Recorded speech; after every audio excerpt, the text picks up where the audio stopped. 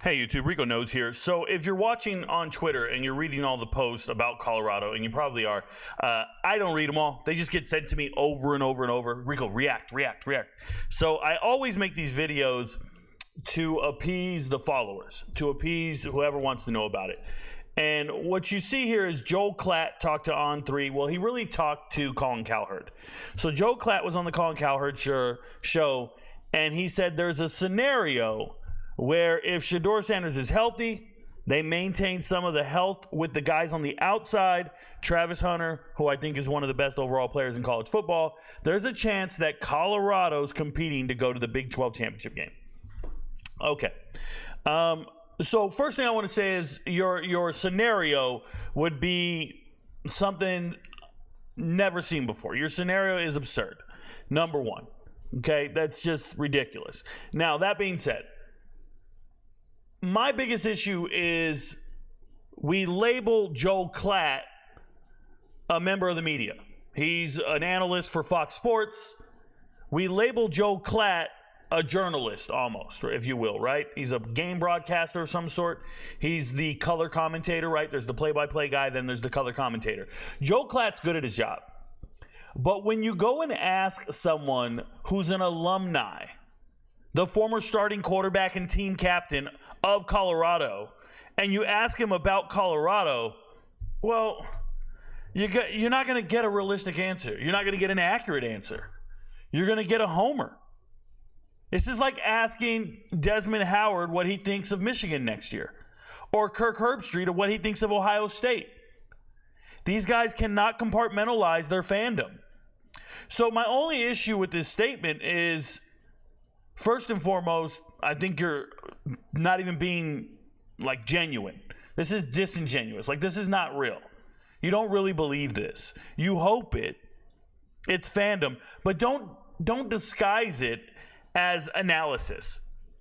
Someone's going to read that and go, oh, my God, there's somebody in the media that thinks this is true. And it's not. It's fandom. It's a dude who helps find the next coach. It's a guy who talks to everybody at the school. I mean, he's alumni, and he's one of the greats. I used to watch Joel Klatt play, okay? It wasn't anything to write home about, but there's no doubt in my mind he loves his university. I think he loves Colorado more than Coach Prime. I think Joel Klatt is more Colorado than Coach Prime, 100%. I don't think Coach Prime knows Jeremy Bloom, okay? I don't think he knows the history of that school or anything of that nature. Joel Klatt does. He is an alumni. He is, I'm assuming, a graduate. But for him to try to disguise it as analysis and say there's a scenario, the scenario is you and all your friends are jumping up and down. The scenario is you're a donor at the school. What's your scenario? Because by my assessment, and I do this for a living, I have to be accurate. I want you guys to get in the comments. This guy's a hater. You're a Prime hater. You're a hater. You're a hater. You know what I am? I'm accurate, and I have to be. I advise gamblers for a living. When you hear me talk about the MVPs, we're not talking about followers. We're not talking about subscribers. You never see me in a video say, hey, like and subscribe, and I don't care about any of that shit because my income comes from my MVPs. Members, join the channel. It's $25 a month, and I tell you who's going to win every game. How accurate am I? 61% against the spread. Try beating it. How accurate am I? I don't know. My locks are at 80% in the UFC. People are making a ton of money. Everything about me is accuracy. So when I tell you that I accurately predict how many games teams are going to win and who's going to win in each matchup, and I do it so well that you can bet on it and make a profit. I'm making a living doing it. This is my job, to give out who's going to win the games and who's not. And I'm telling you, there are 8 teams, 8 in the Big 12 more equipped to win than Colorado. 8 of them. I'm not exaggerating. It's not hyperbole. Nope. It's a fact. Arizona, Kansas State, Kansas, Texas Tech, UCF, West Virginia. Who else am I missing? Utah. I'm missing one more. Kansas State, I said it? Yeah, I did. Not TCU, not Cincinnati, not Houston, not BYU, not Arizona State. Who did I miss? Iowa State. Iowa State. Iowa State's receiving core is probably better than Colorado's, and you guys don't even realize it. So what I'm trying to tell you is there are 8 teams more talented, and I'm going to go and I'm going to be real with you guys. There's probably 12 teams better coached. There's better coaching all over the Big 12. More experienced. They know what they're doing. They've done this before. They got the entire offseason schedule figured out. They're not out here making rap videos. They're not making songs in the offseason. They're working. They're developing their players. And they have success. They have results. They have draft picks. This is not their first go-around. I think people are severely underestimating the Big 12, and they're going to be in for a rude awakening. There are some teams in the Big 12 that are great, that are led by great players, equivalent, if not better players. I'm going to tell you right now, if you brought in offensive linemen from Indiana, UConn, UTEP, and you try to convince me that those are an upgrade and they're going to win in the Big 12, you're lying to yourself. And you're not keeping it real. You're not. You're just uninformed at this point. It's crazy to me. I'm excited for what Colorado's going to do. I'm excited for the games they're going to win. I've already told the MVPs which games they're going to win. It was one of the very first videos I ever made. I know how many games they're going to win next year. I got it right last year. I told you they're going to win 4 games. Told my guys bet on it. We did. We win. I got it right. I get it right every time, guys. So a lot of you guys think it's hate. It's not hate. I'm just not a fan. You're cheering and hoping, and you're doing this shit here. You're in the Joel Klatt thing. They're going to win 9 games. I got news for you. They're not winning a game in November. They better win all 6 of their games before they ever get to November, because winter is coming. And this ain't fucking Game of Thrones.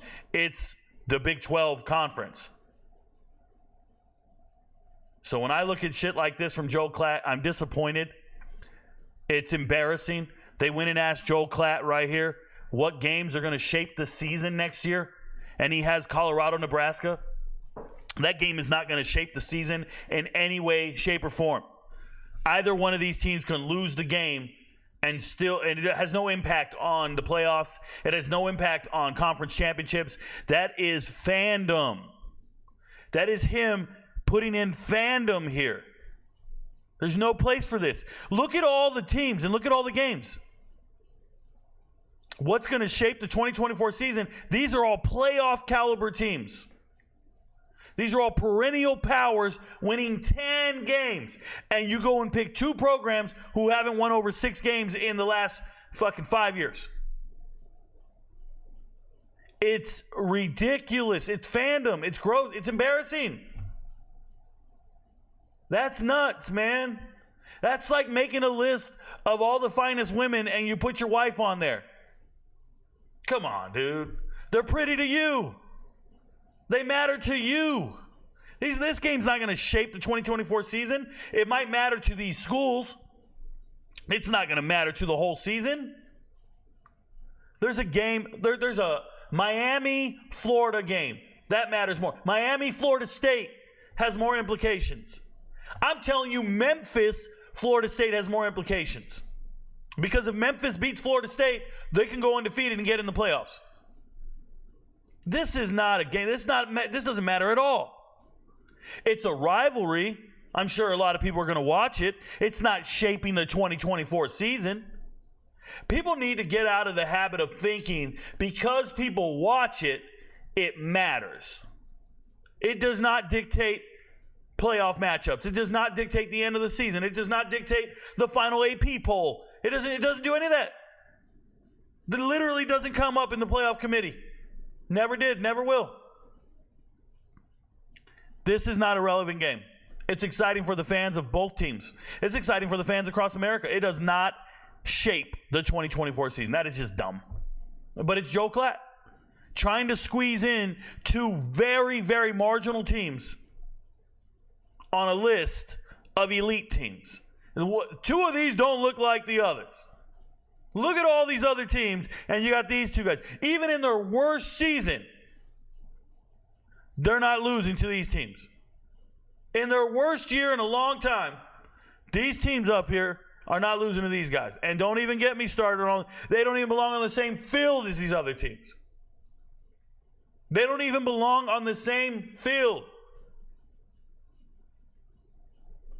It's crazy. But Joel Klatt will disguise it as news. As news. That's ridiculous. He's a fan. Here he is talking, and he says, what did we prove? Did we not prove it? Did we not prove it? We improved. We improved. 400% improvement for Colorado is what he said. 400% improvement. Do you guys understand? Northwestern had an 800% improvement. Northwestern was 1-11 in 2022, just like Colorado. And Northwestern didn't go to the transfer portal and grab 50 players. No, instead, Northwestern fired their coach in the summer and had to recover and let another guy coach the team. Shout out to Braun. And David Braun went out there, and David Braun knows how to coach. And he made a 1-11 team, same players, and got an 800% turnaround. And got them to go 8-5 and beat Utah in a bowl game. And Utah, everybody played in that bowl game except for transfers. And Northwestern beat Utah. Northwestern won 8 games after going 1-11. You want to talk about improvement, trajectory? Northwestern did it last year. They did what Colorado couldn't. They won 8 games. They beat Illinois. They nearly beat Iowa. They lost 10-7. Northwestern went on a 4-game winning streak to end the season. That's how you want to go into the offseason.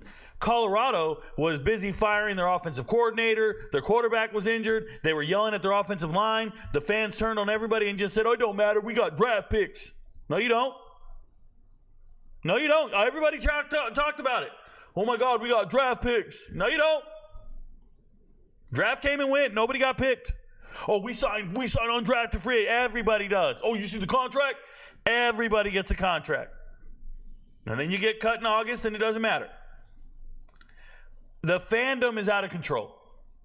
Support your team all you want, but do not have unrealistic expectations about your team. And then when they don't meet those unrealistic expectations, sit around and just talk like, well, we made improvement. We good enough. No. Joel Klatt's out here talking about a conference championship in the Big 12.